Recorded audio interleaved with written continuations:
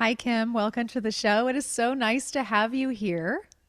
Hi, thanks. Thanks for having me. Excited to be here. Yeah, no, it's a pleasure. I was telling you off air that this topic, just gut health, IBS, all the things, it's really close to my heart because it's something that I used to really struggle with many years ago, and still, I've still got to pay attention to it. So it's going to be a great discussion, and I think a very helpful one. Yeah. Yeah, it's going to be awesome. So, before we get into things, why don't you tell us a little bit about you, why you got into this work? Because I know you have sort of a backstory and your own personal experience. So, tell us a little bit about that. Yeah, sure. My name's Kim Heintz, and I'm a functional health strategist. My certification is functional diagnostic nutrition, and I've got a few other ones as well. But I got into this work because, like you said, my own backstory. Like I struggled with my big thing, like early on, was chronic migraines. So I started getting migraines when I was like 8 or 9 years old, and they kind of came and went throughout my teens. But when I hit my 20s and I was in college and throughout my entire 20s, I was getting chronic like migraines 3 to 5 times a week. And when I was 28, I had a migraine that lasted the entire year. So it just like showed up one day and was just consistent. Sometimes I'd wake up without it, but by 10 a.m. it was just full on and lasted the rest of the day. And so I was seeing all sorts of doctors, specialists. They did MRIs of my brain. They tried all sorts of different medications to try to figure out like what the heck is going on? Why does this girl have so many migraines? And they really couldn't come up with anything. They were like, "You're healthy, I'm an athlete." And so like that was obviously very limiting as an athlete. And the doctor was just like, he basically just told me at age 28, like, this is just what you're going to have to accept as your reality, that you're going to just have to live with migraines for the rest of your life. And, I was 28. That was a pretty hard thing to hear just because of how debilitating migraines can truly be. Fortunately, like they did kind of start to dissipate. Not, I was still getting them, but the year-long migraine ultimately went away, and I was started back to like your typical 3 to 5 times a week. And so I was able to, get a little bit of quality of life back. But while I was dealing with all this, first of all, I was on several different medications to try to mitigate the migraines, I was on a preventative, I was on medications like to take once one would hit, a couple different ones that I would try. And I was dealing with a lot of anxiety and depression. I noticed that that was really starting to creep in as well. Racing thoughts. I had horrible insomnia. I could list a whole bunch of different symptoms, brain fog, all sorts of things. I've actually given presentations before where I've listed like 20 symptoms up and I had like 15 of them. So it was just like, here I am at this stage, in my early 30s, feeling just, and I thought I was healthy. I was an athlete, like I said, and I thought I was doing all the things right, and I was still struggling. It kind of came to a head because I went back to the doctor, and I was taking like I'd been on like 7 different medications, and the doctor was like, "Here's one more medication," and I was like, "I can't keep living my life like this." And so I started seeking out alternative ideas. I was like, the conventional model just hasn't been working for me. I feel like I'm just getting worse. And so I found somebody who works similar to what I do now, and I signed up to work with her. And within the first month of working with her, I went from having like the 3 to 5 a week to about 3 to 5 migraines within the month. And within a few months, I was down to one a month. And within 6 months, my migraines went away entirely. And now it's been like 7 years since I've had a migraine. So, and everything else went away too. I went from taking 7 different medications to I haven't taken a medication in many, many years now. And my athletic performance has skyrocketed. I'll be 43 in a few weeks. And like, I'm, performing at a very high level. Plus I run a business. And so like, it truly changed my life. And so I was so frustrated how long it took me to get to finding solutions, and I was so amazed at how simple it really could be to heal your body once you had the right tools in place, that I felt like I needed to be a voice for others. And so I went back and I got certified to do this as a functional diagnostic nutrition practitioner. And have been working in this space ever since. It was a career change in my mid-30s, but it was something that I've been super motivated to do because I want other people to be able to experience the freedom that I was able to. Yeah. Wow. Wow. First of all, wow about the migraines. I'm still stuck on the year-long migraine situation. That is absolutely unbelievable. How remarkable just to be able to get through that. And, you said something that triggered me, which is, again, so much about what this show is about. But when the doctor said to you, well, it's just something that you're going to have to accept, right? It's just something that you're going to have to accept. And how many people, especially in the area of digestive health, I mean, yes, all health, right? Or all sectors of health but I feel like that is the like overarching thing that you hear so often when you go to a doctor's office and your labs are normal, right? Or they just do test after test after test and they're still not finding stuff. And then you're just stuck. And like you said, depression, anxiety, all these other things follow. And, I just feel so, I just feel, I guess, so much for the people that are continuing to hear these messages from the conventional system.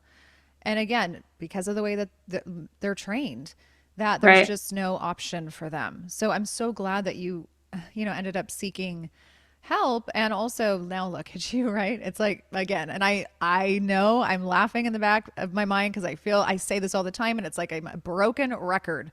But everybody that comes on this show has a story that literally just projects them into what they're called to do. So Yeah. yeah, it really is. It's amazing. And, I kind of want to touch on this because to that point about what doctors often say, unfortunately, it's like we've sort of accepted these things. Let's just focus on gut health right now as normal. I mean, that's because it's so common. But what you're saying is, and what you've really learned through the course of your journey is that just because it's common doesn't make it right or normal because gut health is so tied to so many processes in the body. Can you talk a little bit about that? Yeah, absolutely. And I like to think of symptoms, any of the symptoms that you experience, any gut health related symptoms, the migraines, anxiety, depression, like all those things, like they're communication tools from the body, essentially indicating that there's something out of balance. Just like with your check engine light when it comes on in the car, like that is telling you to take the car to a mechanic. They're going to pop open the hood and try to see what's causing the light to come on. And so, you know, they're not normal. They're very common. There's so many people experiencing these things. There's some statistic that's like 60% of people are dealing with some sort of chronic health issue in the world or something like that. It's just a really high number. But it doesn't have to be people's reality, Right, right? right. And so I wanted to talk about that first. So what was your original question? Yes, like what is it like there's so many processes obviously. The gut is Right. so important and it's kind of a central Yeah. place I guess in the body, right? Because there's so much including the immune system and hormone production and so forth. So can you touch a little bit on like what gut health is tied to and why it's so important to balance it? Yeah, I actually always say like that gut health equals overall health. Like it's truly like a central system to all health. Like my story is definitely tied into like migraines and anxiety, depression, fatigue, insomnia, all those types of things. But when I really broke it down, it was all rooted in my gut. I had a lot of malabsorption going on and I had H. pylori, which is a pathogenic bacteria, I had bacteria overgrowth. I had really bad leaky gut, so I wasn't absorbing my nutrients. And so it's like everything has to pass through your digestive tract when you eat it, right? Whether it's food, whether it's medications, whether what have you. And so a lot of systems are taking place to, let's say extract nutrients, for example, from the food that you eat. And nutrients are like the energy that makes all the systems run. So you mentioned hormone production, like we need nutrients for hormone production. And that includes, your reproductive hormones like estrogen and progesterone, testosterone, but then also like your thyroid hormones. There's a lot of conversion that takes place in the gut as well. Serotonin, which is our happiness hormone, like there's a lot of conversion that takes place with that your immune system, like all of that is taking place in the gut. And so if the gut's compromised, then, and you're not getting the nutrients you need, and it's not functioning optimally, then you're going to have all these other systems that are going to start to get out of whack. And so the gut, in my opinion, is a real important place to look for everybody that's dealing with any sort of symptom, because you may not be having a single gut symptom. Like for me, I had very minimal gut symptoms. I had maybe a little bit of constipation, which I think I really tied to the medications I was on, not necessarily anything else. But I had obviously a ton of stuff going on. And when I took a deeper look at my gut and I really started to address what was going on with that, I saw the communication from my body, those check engine lights signals go away, right? And so, you know, it's really, in my opinion, it's really tied to everything. Yeah, I love that you just brought this up because this was going to be a question of mine. And I think that this is a massive takeaway for listeners right now. So, everybody, listen up. What she's saying is that you don't have to have even gut symptoms to have a gut issue because so much is tied to the gut. You know, you might like, to Kim's example during her journey, it's like she wasn't really experiencing a ton of gut problems, especially in the beginning. It was more about her migraines. So we shouldn't count the gut out, is what you're saying, because it really is so centralized.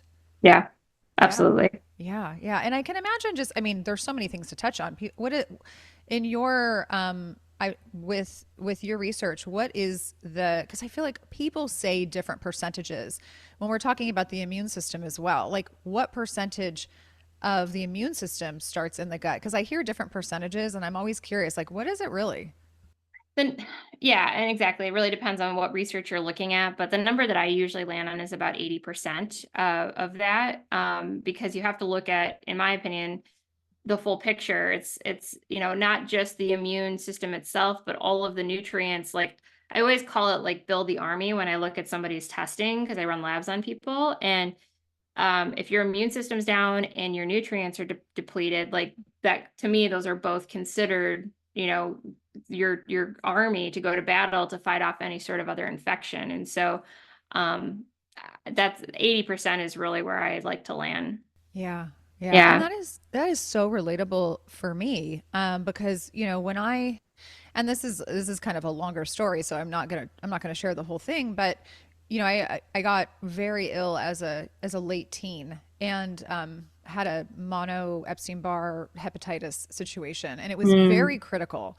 And I was out of school for a long time, and there's a lot of detail there, but I was left with this residual depletion, overall yeah. depletion. And one of the first things to show was gut health depletion in so many different ways, right?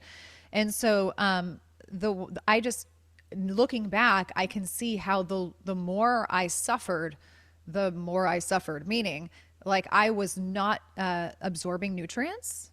I was absolutely just off the rails with anxiety. There were so many things that were happening, but it did the first, I should say, like symptom after the initial hit was gut for me Yeah. personally. It was constipation. It was all, I would go days and days without bowel movements. I mean, there's not, nothing is TMI here. So there was just so much going on, but I really like looking back, I just think about and I was getting colds. That was my whole point. I was getting colds or quote unquote colds, quote unquote flus constantly, constantly, constantly, constantly. And at that time, it was like, take this drug, take this antibiotic, take this drug. Well, little did I know, right, in the beginning of that journey, that all of those drugs were also then hindering my gut health even further. And I ended up with just a hot buttery mess in there. Just all kinds of things Yeah. going on. All kinds of things. So super relatable. Super, super relatable. Yeah. And you bring up a really good point. Like, people who notice, like, that's something that comes up a lot, especially during cold and flu season. They feel like they're just constantly being sick, like they're getting like whatever their kids are bringing home or what have you. Like that is a sign that something's going on with your gut, right? Because your immune system is not up to snuff. It's not doing its job. And, yes, are we going to get sick? Nobody's immune from getting sick, but if you're getting every illness that's happening around you, and like as soon as you get better, you're getting something else, then, that's a sign that you might need to take a deeper look. Yeah, really well said. And it's not like, oh, I'm just sensitive. Like, no, you probably do need to actually like stop the car and, pull up the hood and really like take a deeper look and just think about the fact that we're not designed to be sick that often, right? Sickness every once in a while, is okay and sometimes even good for the body. Right. I've read research about that as well. But it's not okay. And I mean, I've been down that road myself and for years. I mean, I can remember I think being on antibiotics 8 to 9 times, maybe eight, even 9, 10 times in 1 year because I was Yeah. just consistently sick. And the doctors were like, just take this. And at the time, I didn't know any better, and apparently neither did they. So unfortunate, but not uncommon, I think, right? No, and it's still happening. Like there's still people I talked to today that have been on, many rounds of antibiotics in the last year or two. So it's something that I think people are starting to get more awareness of because there's more research coming out that's indicating that like an antibiotic can actually wipe out the goods. Like there's obviously value in antibiotics. They can be very life-saving when there's a real severe infection, but a round of antibiotics can wipe out the good stuff too for up to 2 years, depending on like how depleted you are and a number of other factors. And so at least a few months. And so that's something to take into consideration when you're considering that, right? Right, right. No, absolutely. And my goodness, like I said, just looking back, I can't even imagine what kind of damage I did unintentionally, right? Yeah. But definitely did some serious damage. So let's hyper focus on irritable bowel syndrome, aka IBS, because I feel like it is, so common. And depending on what circle you're running in, you might look at it as one might look at it as an actual like diagnosis, like this is the thing that I quote unquote have.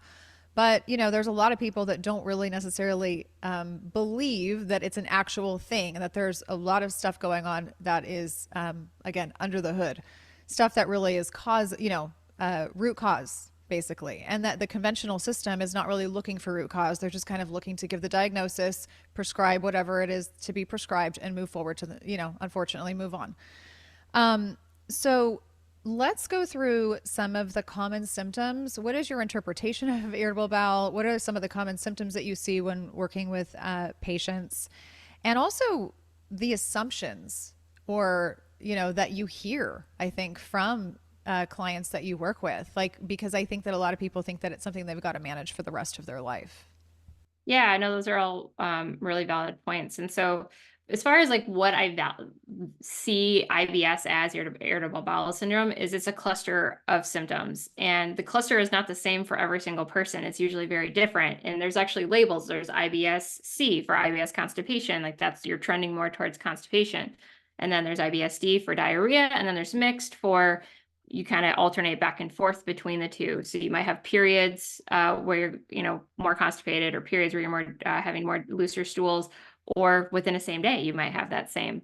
And as far as like the common symptoms with that, it really any digestive symptoms. So you're talking, constipation, diarrhea, bloating, acid reflux or GERD, feeling unwell after eating, feeling really full really fast as well, all those types of things. Like people can have like a pain or a burning sensation in their gut. Like there's just a lot of anything really GI related can fall into this bucket of IBS, this cluster of IBS. And so this label gets put on people because a lot of times, this is my opinion, Just is say it. that Say it. doctors really don't know what to do. Like there's this whole like line from where like optimal health is and where like a diagnosed disease is. And so like the doctors are in the business of diagnosing conditions. And so the thing is this gray area between being diagnosed and optimal health. Like people are feeling unwell and they're looking to the medical professionals that we've been told ever since we were kids that we need to go and seek out for a diagnosis or what have you. And so they're going to throw a diagnosis on that if they can, because that's what they do, and then prescribe relevant medication if necessary. But in reality, in my opinion, like they're great at helping us fix catastrophic things, big diagnoses like cancer, and if we break our arm or get into a car accident, et cetera, like they're fantastic and very much needed. But this gray area where people are really struggling. They're dealing with these symptoms day in and day out. They affect quality of life. Sometimes they affect people's ability to work and be present with family and things like that. That's where they aren't really quite sure how to do things, what to do with that. And so the diagnosis kind of comes into play there just because that's what they're good at.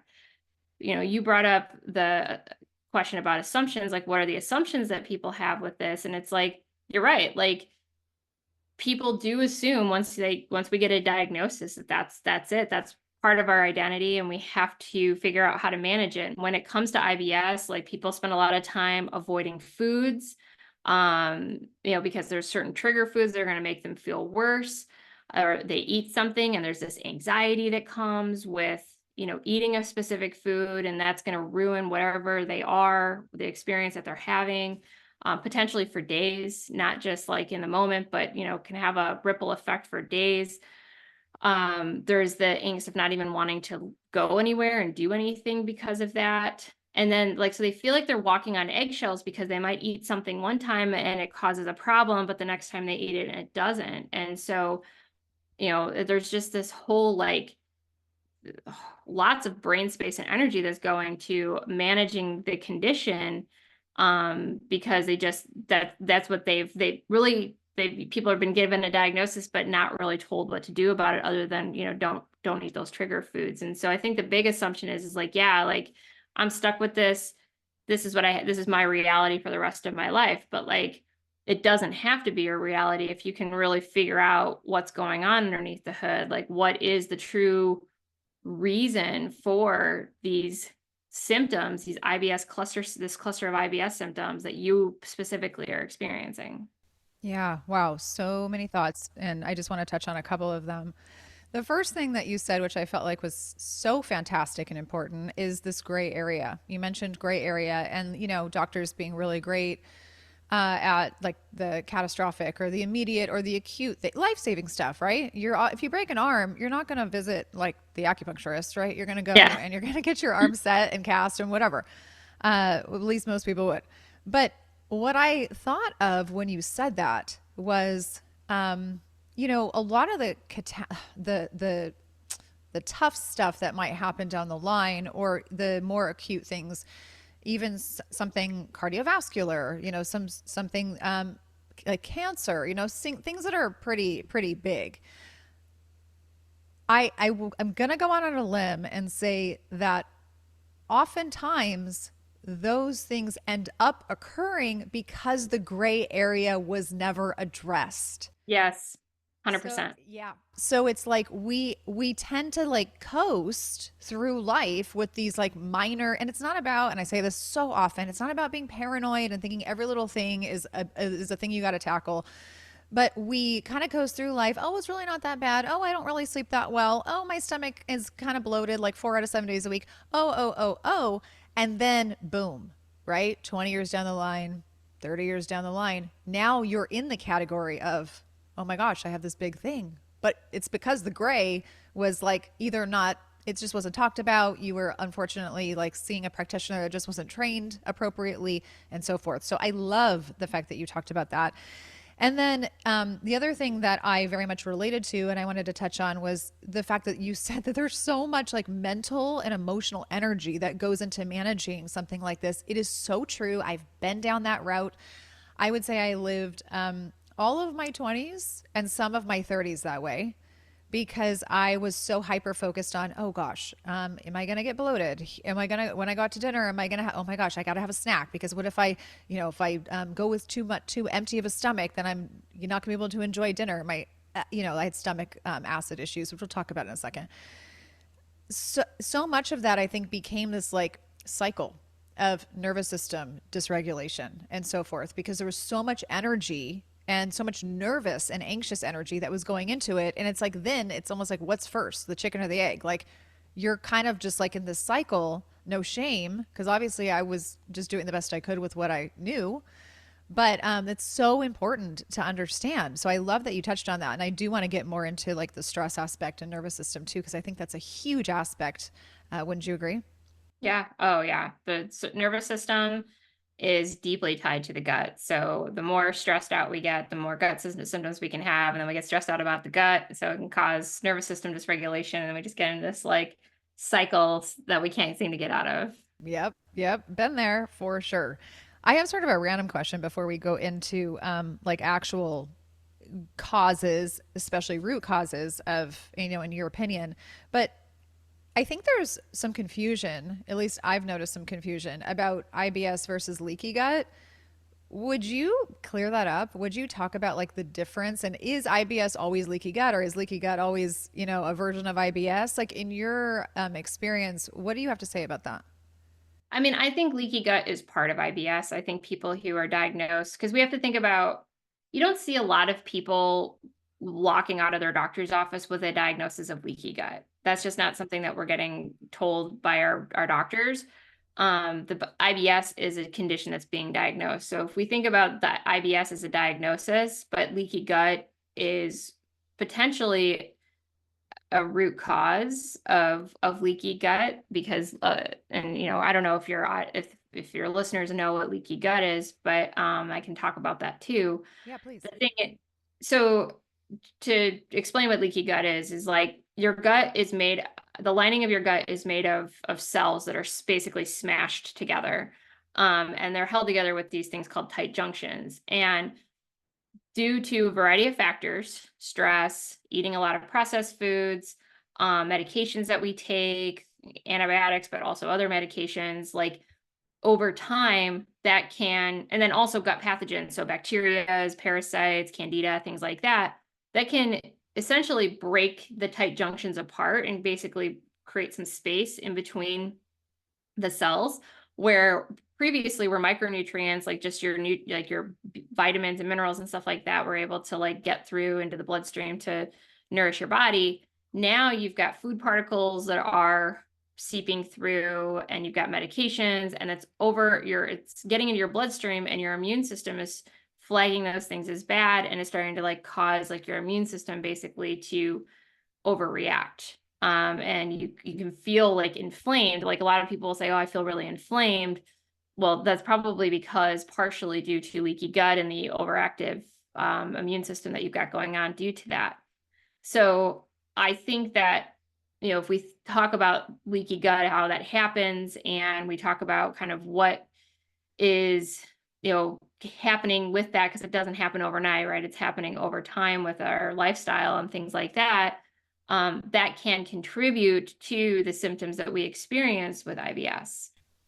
Okay. Okay. Well said. Yeah, that was a good explanation too, because I think there's just a lot of confusion. I don't know. I don't know if it's just me, but I sense that, especially when I like kind of read things on social media. I think there's a lot of, I guess the word would be gray area, sort of, when people are talking about it.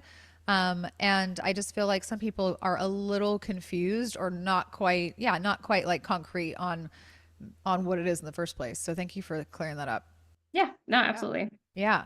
So let's go into, I would say like the top, because I feel like there's so much to talk about. Like I was telling you off air, there's so much to talk about. But let's talk about the top things to consider if someone is listening and they have a diagnosis, or they suspect a diagnosis, or they have a child potentially with a diagnosis of irritable bowel, or just some sort of gut disturbance. We did touch on stress and the nervous system. If you do want to go further into that as well, since I do think it is such a massive root cause, in my opinion, that would be awesome, because I think it is important. Yeah. Yeah, the nervous system, I think, is underappreciated when it comes to health in general. We live in a real like fast, we want quick results, and we want to take a pill for this. That's the way we've been trained by marketing and things like that. Like I remember growing up, and on the TV there was always like, and there's to this day there's still commercials about different medications you can take, and supplements have also become very much like that as well. And I do believe that supplements have a place, but we also have to look at what what's going on within us, right? We live in a very stressful world, like just by the nature of living in a modern world, right? We're living indoors. We're indoors a lot of the time. We're surrounded by artificial light, which is affecting our circadian rhythm. So there's stress on that, right? Because we're sitting in front of screens for 8 to 14 hours a day if you count phone time and TV time and all that kind of stuff. And so like our internal system, our internal regulation system is just getting disrupted just by the nature of that, and then you throw on work stress, commuting, family stress, like, all those types of things. There's just so much stress going into what I call a bucket. Like it's all the things that are filling our bucket. And that's where we can really start to overflow. And then we live, and especially in the last 4 years with, the state of the world and things like that, like there's been a lot of anxiety as well, feeding into a lot of unknowns and things like that. And so there's just so many different stressors coming at us.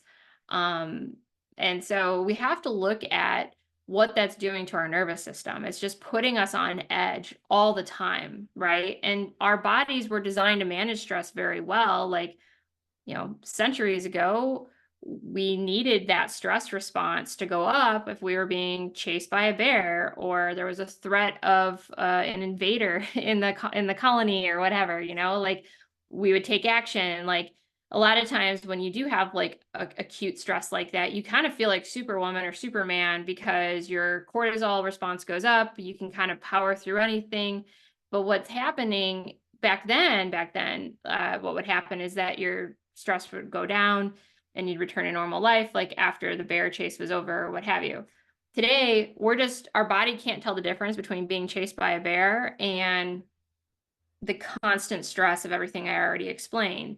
So our body is just constantly under stress. And so it is on us to really try to regulate that. And so, the tools that go into that would be things like meditation, breath work, grounding, standing outside with your bare feet.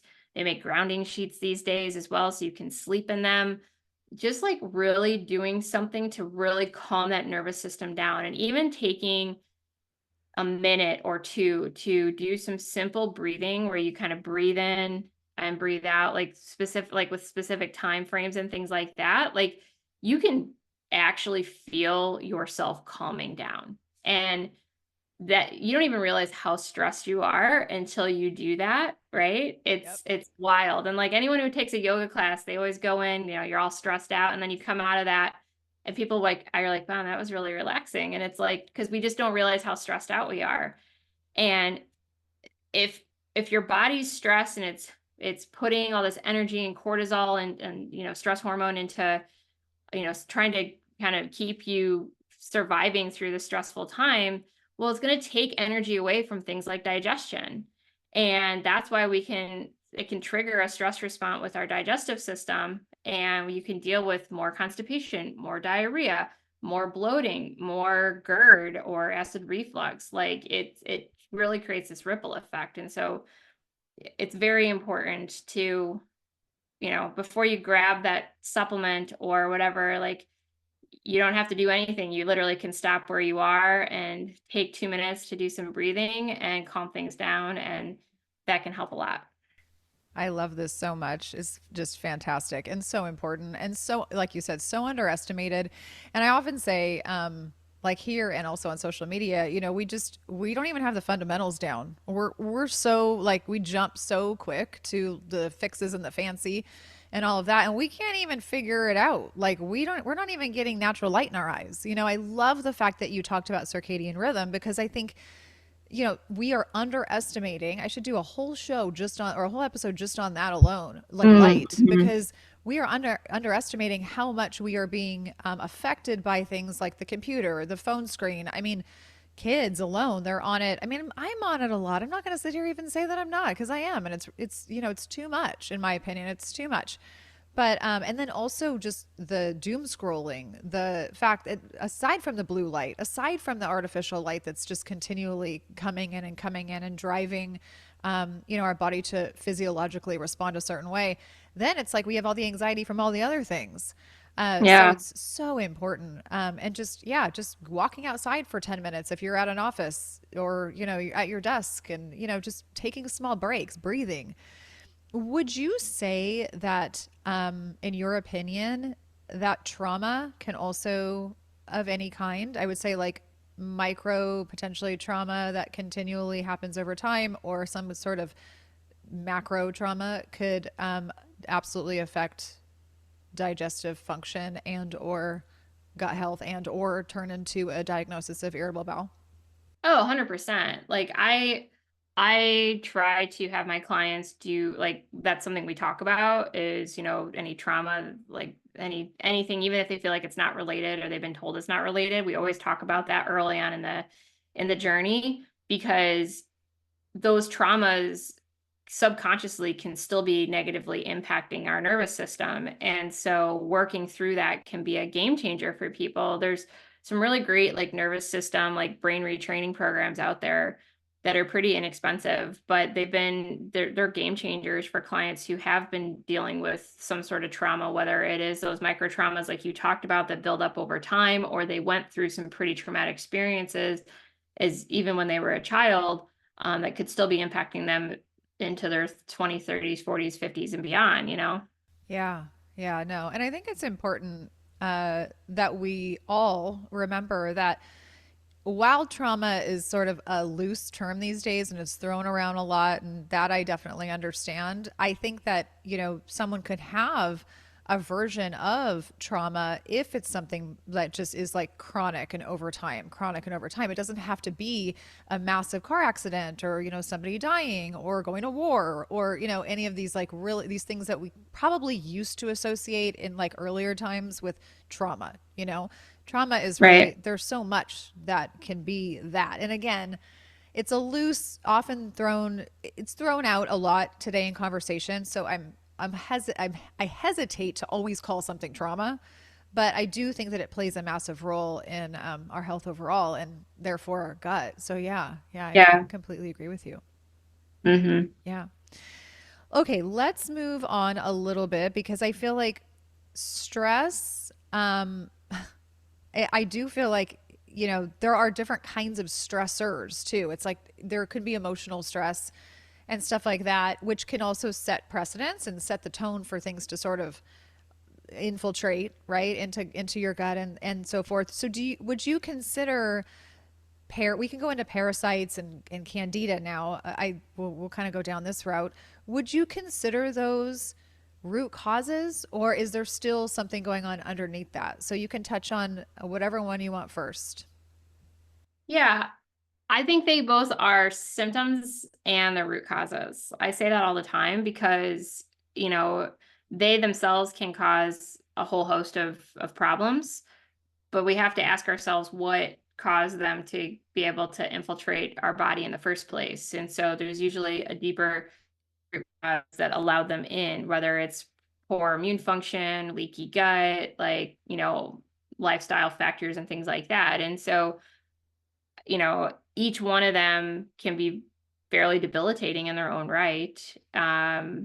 So yeah, I think they can be considered a root cause, but again, we have to ask that question, like, why are they there in the first place? And so, um, I actually like will say this all the time to people is that, like, yeah, I'll put, candida is both a symptom and a root cause. I would even go as far as saying constipation is a symptom and a root cause because, if you're constipated, something's causing the constipation. But the thing is, if you're constipated, that's causing a whole backup and toxins are recirculating. So that can also be a root cause. So I feel like all these things can be both, and there's these levels, right? And so we have to kind of keep digging and digging and digging. And so that's where you really want to put on your detective hat and ask yourself, okay, this is what I'm dealing with, but why, right? Always get curious and always ask yourself, why am I dealing with candida? Why do I have a parasite? Why am I constipated?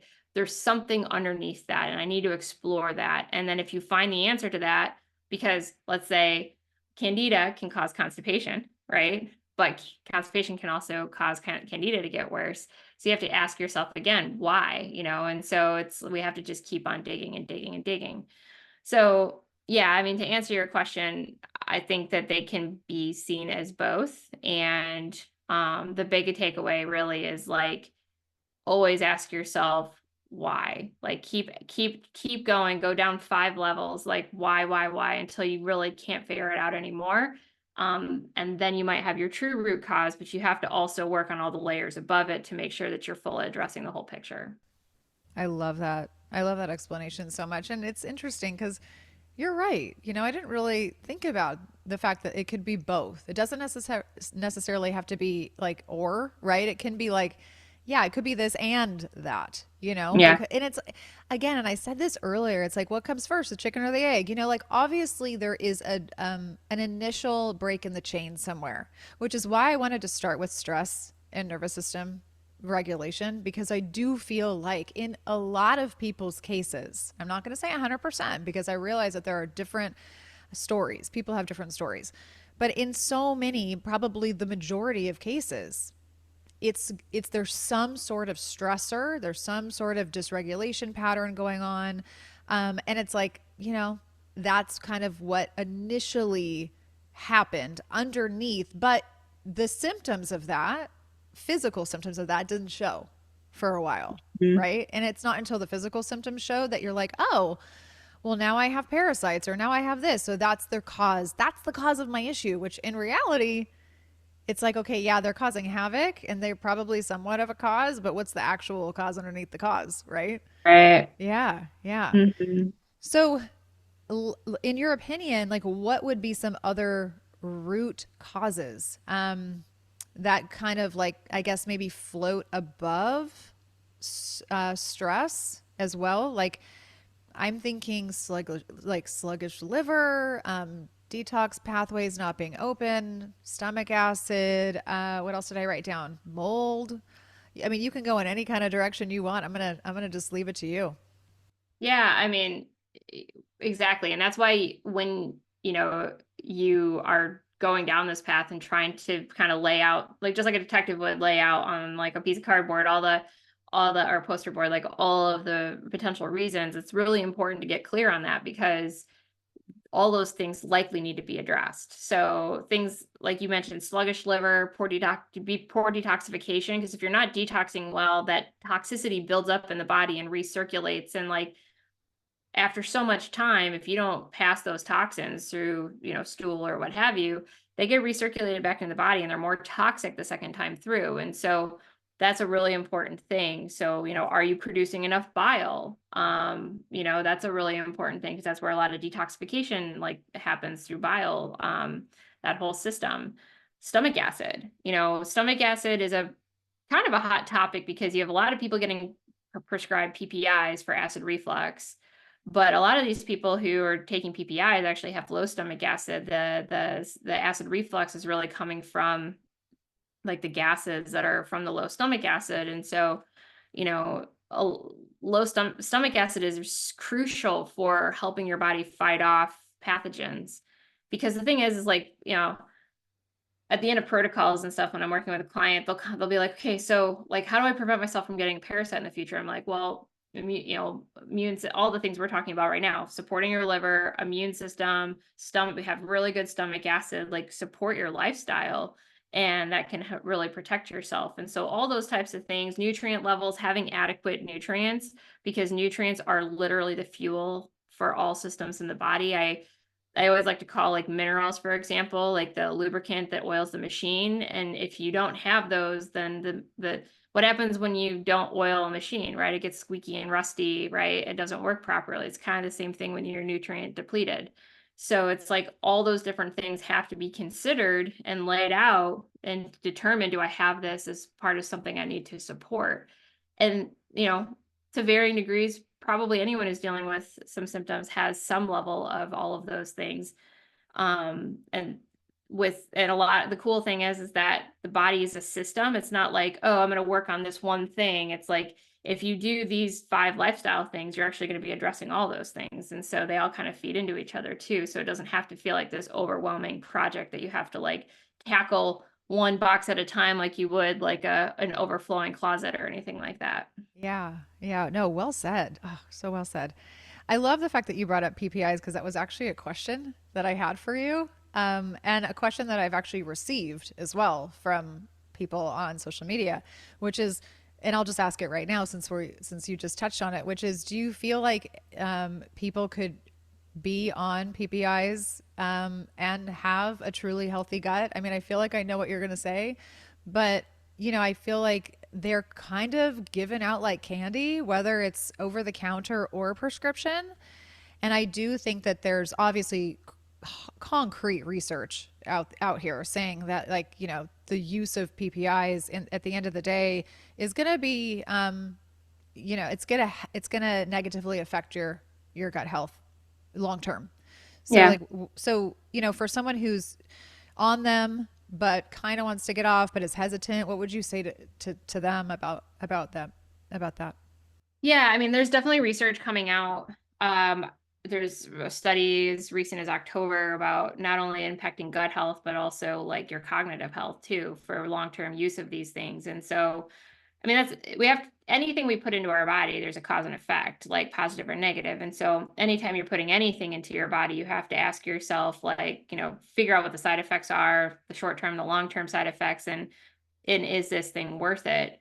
For somebody who is taking PPIs and wants to get off of them, a lot of people will be like, well, I'm just going to stop them. And it's like, well, but if it is helping you, maybe you continue taking that while you figure out the underlying cause of the acid reflux and any of the other symptoms that you're dealing with.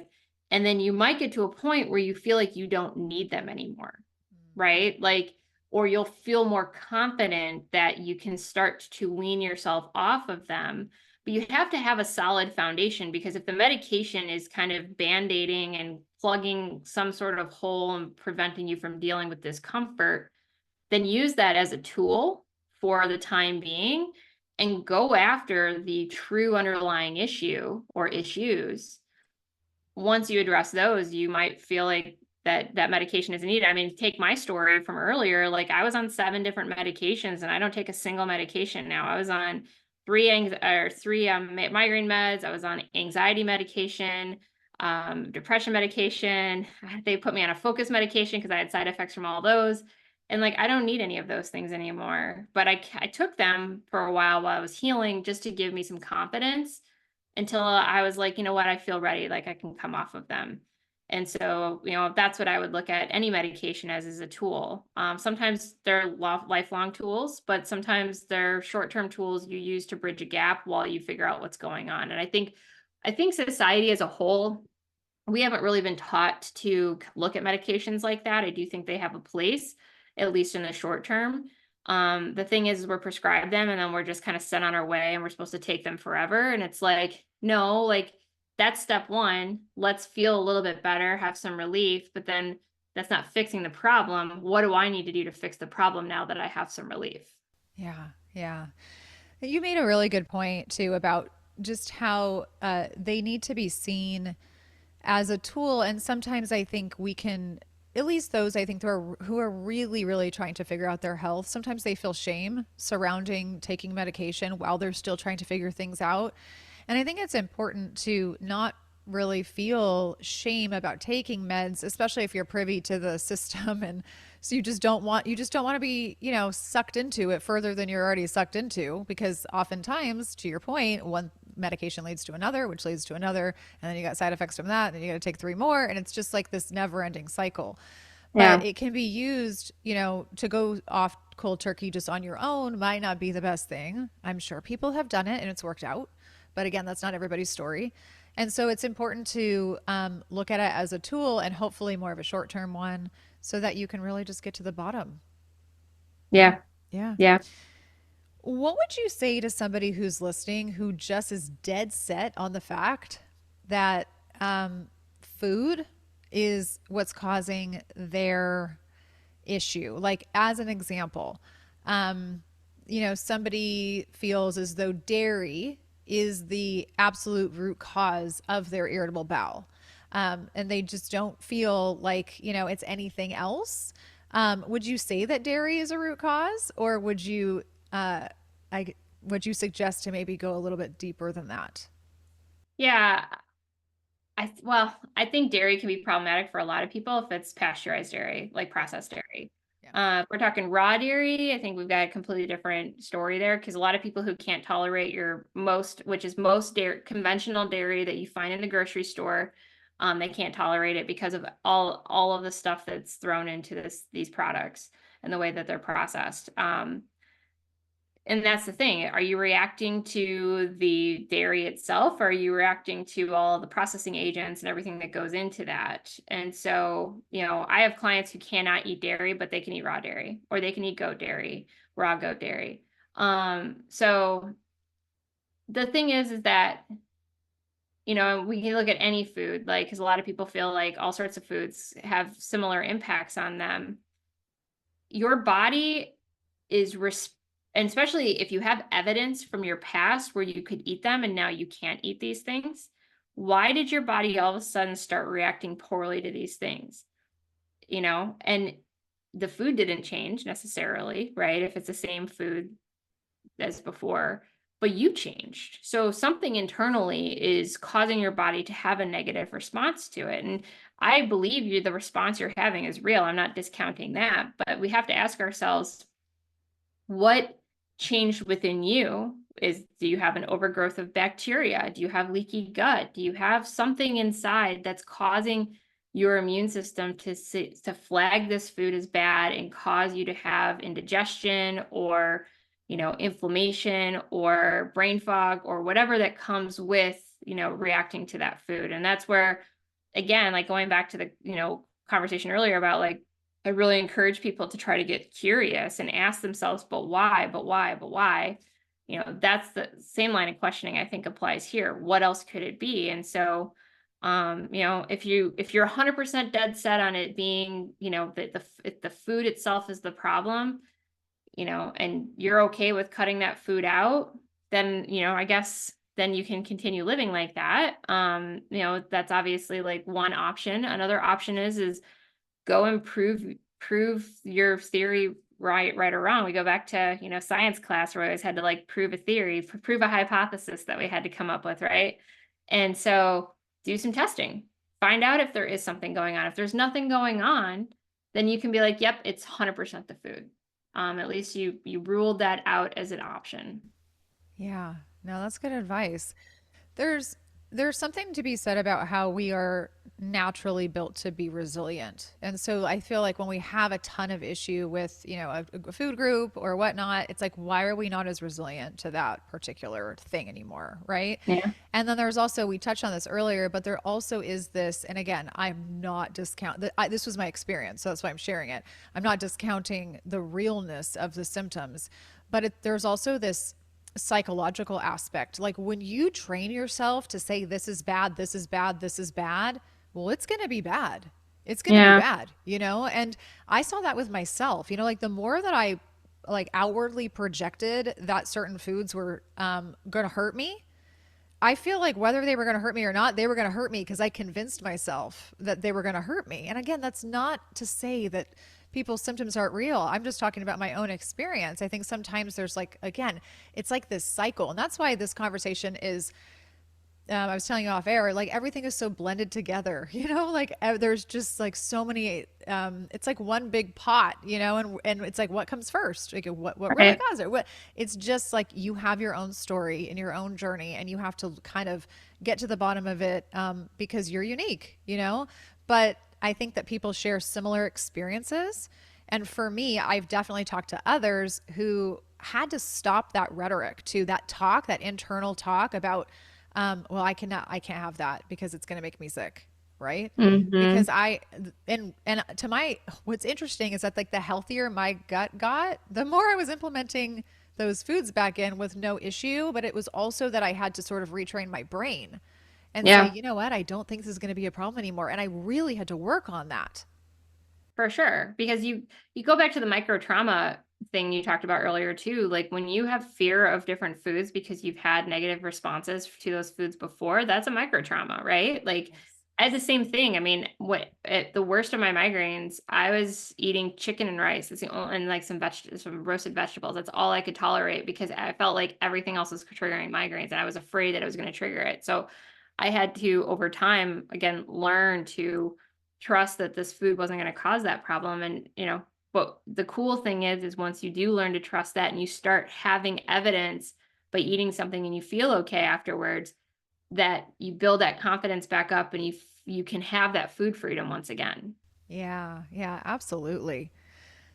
You mentioned the gallbladder, which I loved because I feel like the gallbladder is still, even in today's times with all the information out there, it's so important and people underestimate the importance of the gallbladder and how it's tied to digestion and the liver, right? They're like sisters for the most part.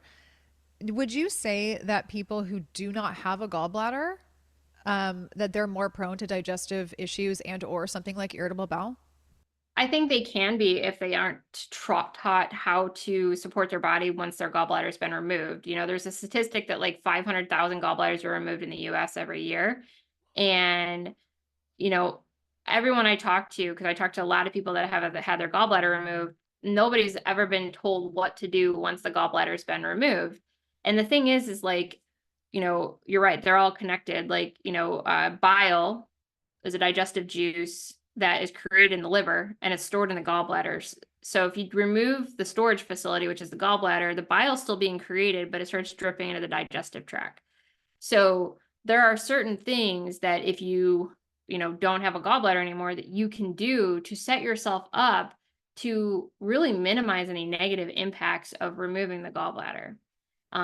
So yeah, I think if you're not taught how to support your body after the gallbladder's been removed, I think that you can. I talk to people all the time who feel like their issues got worse like a year or two after their gallbladder was removed. When they got it removed to try to mitigate any issues they were having, they felt better at first and they started feeling worse again. And it's like, well, over time they weren't implementing the right tools to support their body. Can you reverse that? Absolutely.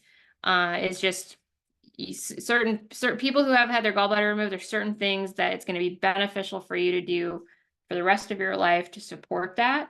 Doesn't have to be a lot, but it can really help you limit and prevent having, symptoms of IBS, digestive issues in general. Yeah, yeah. You nailed it when you said that most people who get their gallbladder removed are not taught how to properly and functionally support their body moving forward. My father doesn't have a gallbladder. It was removed, oh gosh, I want to say like probably 30 years ago, maybe even more. And he was never taught. And now, there's some talk between him and I about it. And, I mean, it's hard sometimes to teach an old dog new tricks, but, there's some things that I've put together regarding that lack of support over time. And I think it's also important to note that sometimes, because the gallbladder is so involved in digestion, to your point earlier, or in our earlier discussion, is that you can still have symptoms that don't necessarily, like that are going on in the gut, but they're like silent symptoms, and those symptoms are actually showing up in other places, right? Maybe there's Mm-hmm. chronic pain, maybe there's inflammation, maybe there's metabolic dysfunction, maybe there's dental issues that are starting to occur. I mean, I'm just kind of coming up with things, but like because the gallbladder is so important and it really does affect the stomach and the digestive system, and it's so closely tied to the immune system, well, obviously that's going to affect like, you know, so many different areas of the body. Yeah, 100%. Yeah. It's wild. It's wild and it's sad. It makes me kind of angry. I mean, I don't usually operate from like a place of anger, but I feel like sometimes when I just think about how many people have been led, unfortunately, a little astray and they're just not properly told how to support their body in a way that will help them like long term, you know, Yeah. it just still gets me. Well, and that's why, people like you and I exist, and there's more and more people out there sharing great information out there on the internet. There's access to that information these days. People have to go and find it still. It's not being handed out to you in a pamphlet as you walk out of the hospital after the removal surgery, but at least like the information is starting to become readily available so that people don't have to relive some experiences that other people did because they didn't have the right tools. Absolutely. Yeah. Absolutely. So, is there anything else before I move on? I have some other questions for you before we start to wind down. Is there anything else that you can think of off the top of your head that would be really notable in terms of like root causes, sort of like the and, I mean, I'm thinking like, I mean, I did mention mold, heavy metals, like, just anything that you typically see that might be just something to consider if someone's listening. Yeah, I mean, you bring up mold. Mold definitely is a big thing. There's like a statistic that like 87% of homes in the US have had some sort of water damage at some point.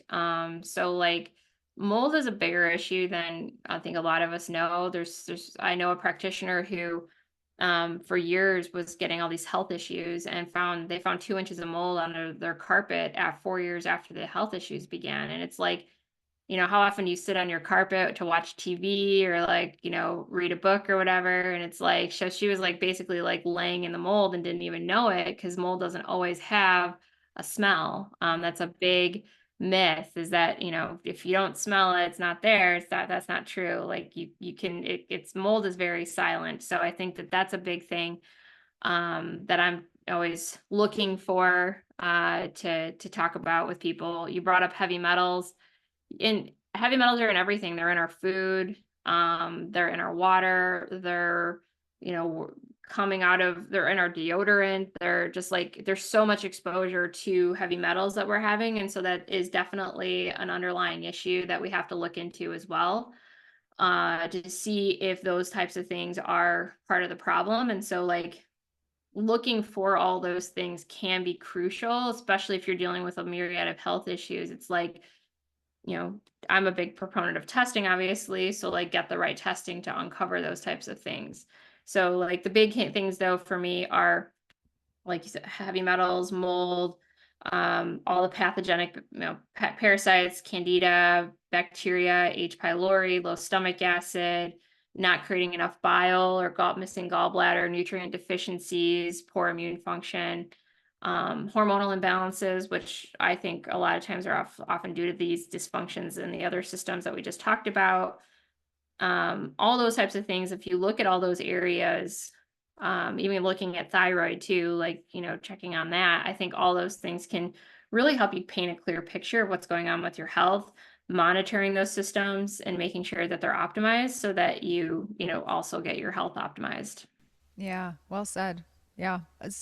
Again, it's like it might feel or sound overwhelming, but really, I think it's just if someone is listening and they're like, I don't even know where to start, I'm going there because I feel like you are going to probably want to get someone who is just in the functional space. And so, for someone like yourself, what would be your strategy if someone were to come to you? I know you're a huge proponent of testing. So let's talk a little bit about that because I know that there's different forms of testing. We can talk about your favorites. I think that you do some GI mapping, if I'm not, if I'm not mistaken. And then also you do HTMA, which I'm actually very familiar with.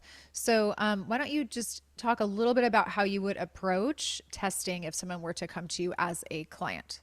Yeah. So yeah, testing is like the first thing out of the gate that we want to do because we want to get the data on the person. And so depending on the person's symptoms, I usually have like 3 foundational tests that I like to start with. So GI map, which is a stool test, that I think does a really great job of identifying a lot that's going on inside the gut.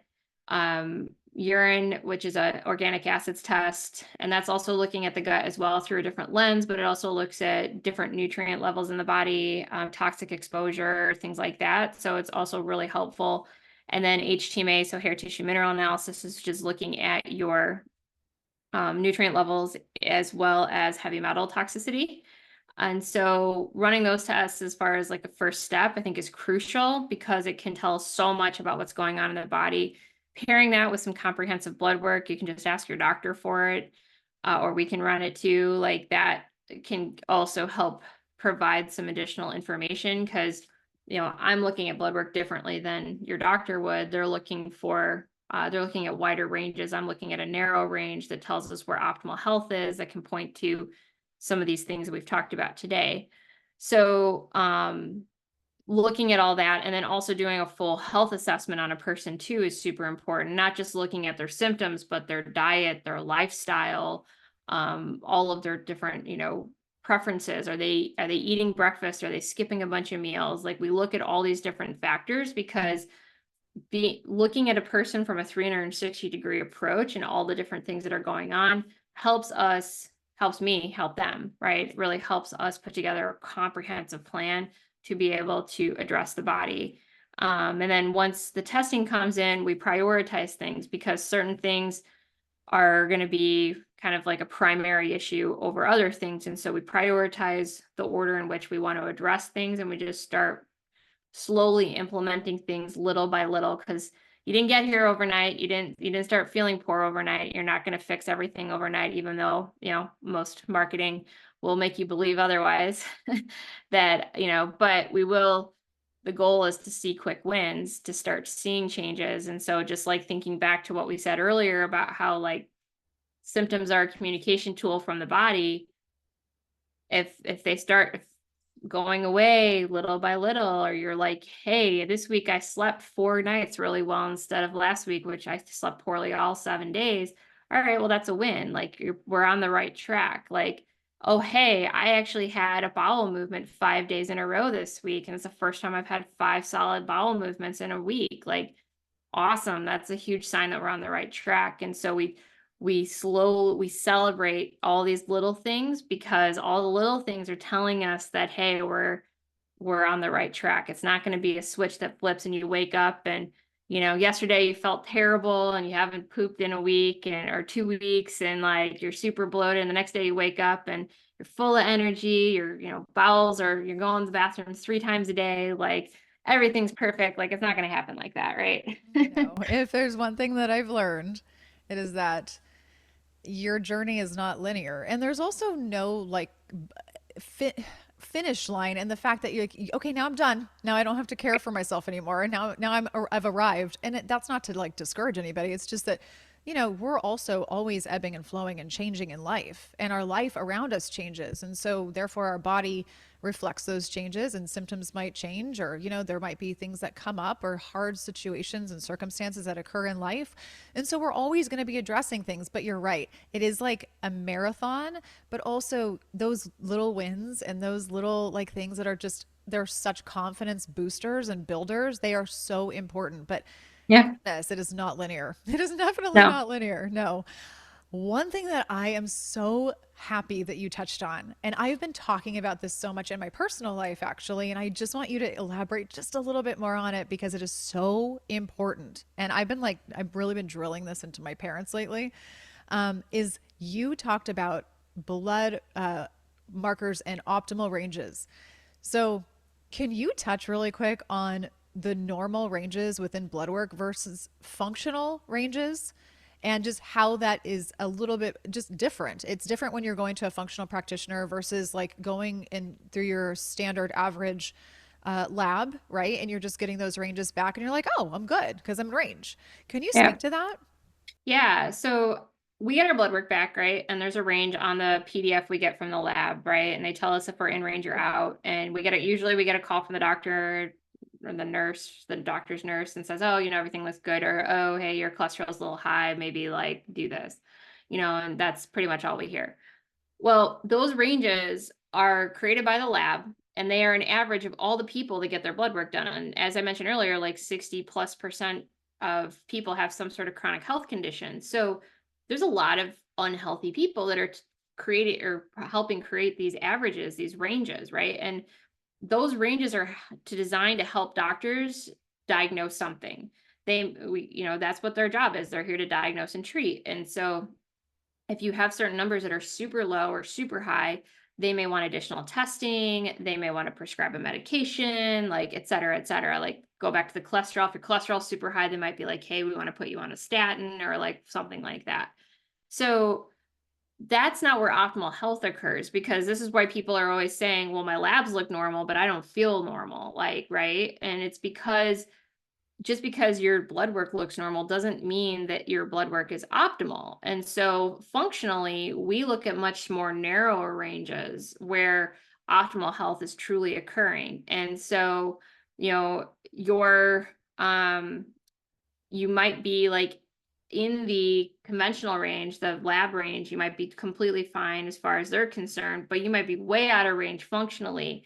And that may tell me that you have low stomach acid, that you've got nutrient deficiencies, that you've got parasites, that you've got, liver dysfunction, like all those types of things. And to me, like there's definitely some healing opportunities there. And so there's a huge disparity between those. So like if you're not feeling great and your blood work coming back normal, you may want to like talk to somebody who can plug all that into a spreadsheet, like the way I do it, so I can explain it to clients so that they can see like truly what is like how far out of range are you from like optimal health standards. Yeah, no, thank you for explaining that. And also, just why would you want to just be average? I Yeah. mean, that's it. The problem is that we're conditioned, right? We've all been conditioned to go to the doctor and, they're like, oh, everything looks good, and you get the check mark and you're on your way. And so many people have pretty average to normal range blood work, but yet they have a catastrophic event that then occurs. Maybe they have a heart attack or a stroke, or maybe they have, and maybe they have a cytokine storm that happens, right? Where they end up getting really sick. And because, a lot of people dealt with that during the whole COVID thing. It's like they thought that they were okay because their blood work was okay last time they went for their wellness check. But then all of a sudden they landed in this like really acute, massive sickness disease state because it hit them differently, right? It's like those ranges weren't really highlighting maybe some metabolic dysfunction that was brewing underneath. And Right. so it is so crucial, friends, this is so, so, so crucial to understand Kim's point and the fact that we really have to think about who's developing these normal ranges. And like she said, they're coming from like an average of who's getting their blood work done. Well, who's getting their blood work done? In this case, let's just talk US, it's 60% of Americans are not well, at least. So, and then I would assume it's even higher than that if I'm really being honest. Yeah, Yeah, probably. yeah, yeah. So, is there anything else that you want to touch on before we sort of wind down here because we're sort of coming to the end. I do have a couple other questions. I had one come in about gluten intolerance. And I just wanted to quickly just throw that in because I know that that's a big thing, right? When we're talking about gut health and IBS. I personally am someone who stays away from gluten. I don't think it's a root cause. I do it just for inflammation purposes and so forth. I realize it's probably more of a glyphosate issue in a lot of people's cases. But what would you say to somebody who's like worried about gluten or think that that might be their root cause? Um, I think gluten's pretty inflammatory, especially the way that it's produced these days. I think that, there's some practitioners out there who are like, if you touch gluten, it's, the worst thing in the world. I I think it can be very inflammatory for people, and so it definitely needs to be considered as something to, not include high amounts of gluten. And like, unfortunately, gluten's hidden in a lot of different stuff. I would say that some people can get away with like sourdough. Like for me, like I was gluten free for quite a long time while I healed my gut, and then I decided to start doing homemade sourdough, and I can tolerate that just fine. But if I and I've tested this just so I could like kind of have a story to tell. Like if I have regular bread or anything else that's got a lot of gluten in it, I pay for it. Like, I wake up brain foggy, some anxiety, like I can tell that it like is negatively impacting me. And so I think that just the way that gluten is manufactured and like everything's created, like you brought up the glyphosate issue. Unfortunately, the gluten that we eat today is not the same as it was 25 years ago. People are always like, well, how did all these like gluten issues all of a sudden just show up in the last 20 years? And it's like, because the way that things have been created have changed, right? And so our health is taking a hit for that. And then obviously we talk about everything else we've talked about with the chronic stress, and there's just all these other COVID happened, like all these things have just kind of compounded, added kind of filling our stress buckets, if you will. And people are just having more and more inflammation than they were even 25, 30 years ago. Yeah. Yeah, that's so true. And you hear that whole bit about like how people can't eat gluten here, but then they go over to Europe or Italy and they're just totally Hmm. fine. It's because it's processed differently, you know? Yeah. Yeah. Their regulations are so different than the United States in general. And you hear that constantly. I mean, oh, I traveled and I had pizza and pasta for a week and I was like flying high. I'm like, I'm like, send me over there now, please, Yeah. because I want that. Yeah. It's true. I have clients, I don't know why, but like when clients sign up to work with me, they somehow have a trip to Italy or France planned in May. And it's always in May too. They're always going to France or Italy in May, which I know is like the best time of year to go. But like, and they do really well when they go over there. A lot of them will be like, hey, I'm going to eat gluten while I'm there. And I'm like, all right, well, let's talk some strategies and stuff about that. But most of them come back and are like, it was a non-issue for me. Wow. That just, when you said that, that brought up a memory, a recent memory. I just had a meeting with a doctor that's actually going to be coming on this show, and she was talking about it. She's like, I'm going to, because she doesn't dive into gluten here, but she's like, I'm taking my family to Italy, and they're probably, I don't know if they're there now or they're on their way there shortly. So by the time I interview her, she will be back from her trip, and she's like, I just can't wait to eat all the food. And I'm like, can you just have some for me? Yeah, Because right. I wish I could sit down to a nice plate of pasta. And I mean, look, we have alternatives, and We do. that's fine, and it's awesome, you know. But sometimes there's just nothing quite like homemade pasta, you know. Yeah, if Hmm. you could tolerate it. Okay, so I have one last question for you. What do you think about coffee? You know, I know I hear some people say, well, it's actually really not good for the gut. It's not good for the gut if you have disturbances or, you know, you're dealing with irritable bowel and so forth. Well, got my tongue tied there. So what would you say to coffee or just caffeine in general? Because tea has caffeine as well. Yeah.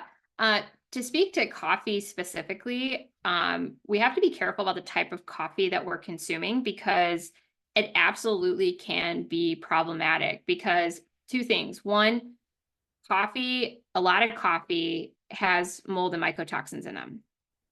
Unless you're buying coffee that is mold-free coffee, like you specifically are purchasing mold-free coffee, you cannot assume that it's going to be free of mold or mycotoxins. So if you already have all these imbalances in your gut and you're drinking coffee, like you could actually be basically like giving yourself mold exposure every single time you drink a cup of coffee, right? So that's one thing. The other thing is pod coffee makers. Uh, Pod coffee makers are known for causing a lot of bacteria overgrowth. There's actually a specific bacteria, Pseudomonas, that is very commonly connected to pod coffee makers. And so people who drink a lot of pod coffee, when I run their GI map, their Pseudomonas, I actually looked at one this morning, her Pseudomonas was like 4 times what it should, like 4 times the reference range. It was like crazy high. And so, yeah, that actually could be causing that too. So you have to, coffee as a whole, like if you have clean coffee that's brewed properly, etc. Like I never tell people to stop drinking coffee, like because I know it brings a lot of people joy. It's part of people's morning routines and things like that. But I want you to think about the source, right? I really want you to consider what you're actually consuming because that may be causing some of your issues right there. Another thing with coffee and caffeine in general is we talk about like the whole nervous system regulation. A lot of people are drinking coffee on an empty stomach, and that can really trigger your stress response first thing in the morning. So I always tell people eat something with protein and a healthy fat within an hour of waking or before you consume your coffee, because then you're going to help kind of keep your blood sugar stable. You're going to really prevent some big cortisol spikes. It's going to limit the cortisol spike from the coffee that you would have if you're on an empty stomach. And you're going to feel quite a bit better too. So I'm, again, like coffee is okay. I actually think coffee can be great for stimulating bile, which is part of your detoxification. But again, you have to consider all these things that I just mentioned. So I'm a big fan of tea. I drink matcha green tea. I can't do coffee. Like it just makes my nerves feel like they're on fire.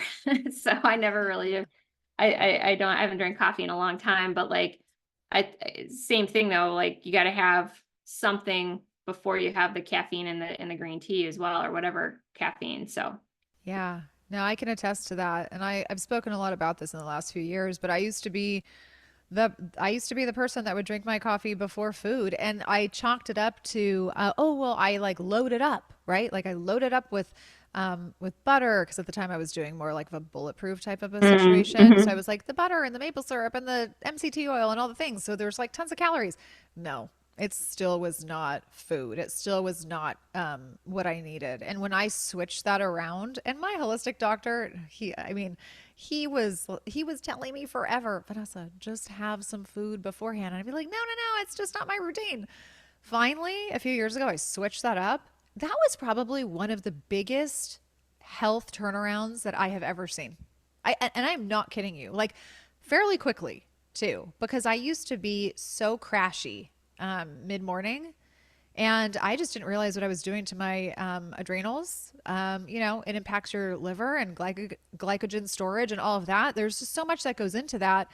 And when I was adding like adequate protein in the morning and just started to implement the coffee post, just eating my toast with eggs and whatever it is that I'm doing. Wow. It's Yeah, like night and day.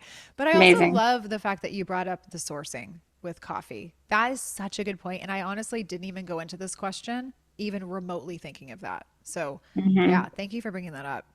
Yeah.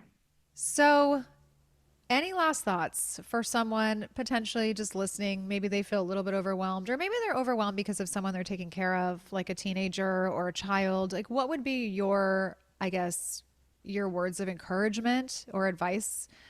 Because it can be overwhelming, and I absolutely understand why. Yeah, it can be overwhelming, especially when like you don't know where to begin. There's a lot of information out there. Some of it's really conflicting. Like it can feel like you're at the bottom of this huge mountain that you need to try to climb and you don't even know like how to put one step in front of the other, right? I think you can obviously like educate you. There's a lot of really great resources out there, like educate yourself and do that and kind of be curious about any or be wary, I guess, of any like marketing out there that's trying to convince you that their product's the best product out there or what have you. I think, you know, ultimately, I think it can be helpful to enlist the help of somebody, whether you get a single consultation with somebody who can at least like lay out a path forward or give you something, because that way you don't have to try to like map the path yourself, especially if you're feeling overwhelmed. Now, if you're like, I already got this, I've done all the research, I feel really confident, like awesome, like great. But if you can get some guidance from somebody, whether it's through a book, through a mentor of some kind, who can just simplify things for you so that all you have to do is take action and not have to do all the research about what the right thing is, like that could, one, speed up your timeline to achieve success, and two, help you eliminate some of the overwhelm, right? And feel that kind of like just like not knowing where to begin type of feeling. And that's why there's people like there's so many of us that are out here today that are trying to help others achieve this level of success, because we know how daunting it can feel. I mean, I had chronic migraines literally for 25 years, and I didn't heal my body overnight, and I didn't know where to begin either. But you know and migraines supposedly are incurable, but it's like same thing with IBS. Once you're diagnosed, you're diagnosed, and it's like actually like you can achieve a higher quality of life. You can get yourself 2.0 back and use, hopefully like our conversation today, even if some of it may feel slightly overwhelming, a key takeaway I would hope that anyone has from this is like, you can feel better. Like you deserve to feel better. You have one chance at this life. And it's like, why not feel the best you possibly can all the way through it, right? And, just be able to be present with family and friends and do the things that you want and not be worried about where the closest bathroom is, or if you have a bulky sweater to hide the bloat or things like that. It's like, you can feel better. It's just sometimes you have to figure out what the right path is for you. Yeah. Yeah. Wonderful advice. Very encouraging. And I've absolutely been in that position, the same position that you were in, and to some degree, I mean, I'm still really working on certain things, aspects of my health that has been a long road, and so it is important to have someone in your corner, I think, oftentimes, and someone to kind of dial things down for you so that you're not all over the place. You're not super scattered and things are so overwhelming because we're in this age of information today where it can feel just so overwhelming that people just want to throw their hands up in the air and be like, forget it. It's just easier to Yeah. take the pill. But it's amazing advice. And I hope, and I am sure that people will take that to heart, because I wish I had somebody like you, like back in the day. I wish that I had somebody say that to me, and because I think I spent a lot of years struggling mentally and emotionally with some of Yeah. the symptoms and the things that I was dealing with. So it's a fantastic advice. Speaking of, where can people find you if they are interested in working with you? How can they go about finding out more, and also your social media and any other references that you might have available for people? Yeah, so I'm super active on Instagram, which is how we connected. So my Instagram handle is just my first name dot last name, so Kim.Heintz. That's my Instagram handle. Um, I have a couple of free guides. So if you follow me and message me and just say, hey, I listened to the show, I have a free gut healing guide that's got 10 simple steps to heal your gut. And then the other one is I've got 30 ways to open up your detox pathways. So if you want one or both of those, shoot me a message and let me know you listened and you'd like one of those guides. And then if you are interested in working with me, you can obviously just message me that on Instagram too. Like I said, I'm super active on there. I'm the one that's, on in my DMs. So if you want to just shoot me a message there, you can. If you go to my website, which is just kimheintz.com/consult, you can also book a call and set up a free 45-minute consultation with me. I'd be happy to chat with you and see, if I would be a good fit to help you out and what that would look like. Wow, that's amazing that you do free consults. That is so nice, because that's not always the case with practitioners. So that's amazing. And you guys, like always, this stuff will be available for you in the show notes. And I'm just going to plug her Instagram really quickly because I was actually telling her this before our interview started.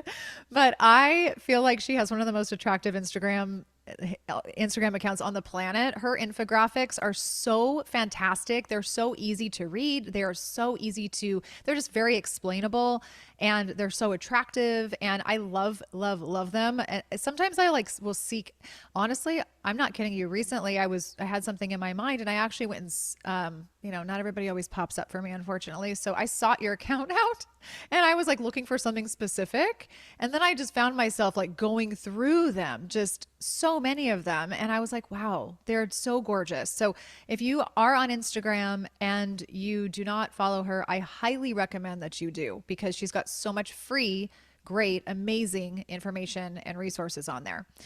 Thank you so much, Kim. It has been such a pleasure. I feel like this has been a lot of amazing information to digest. No, no pun intended, but it's been amazing. Thank you for being here.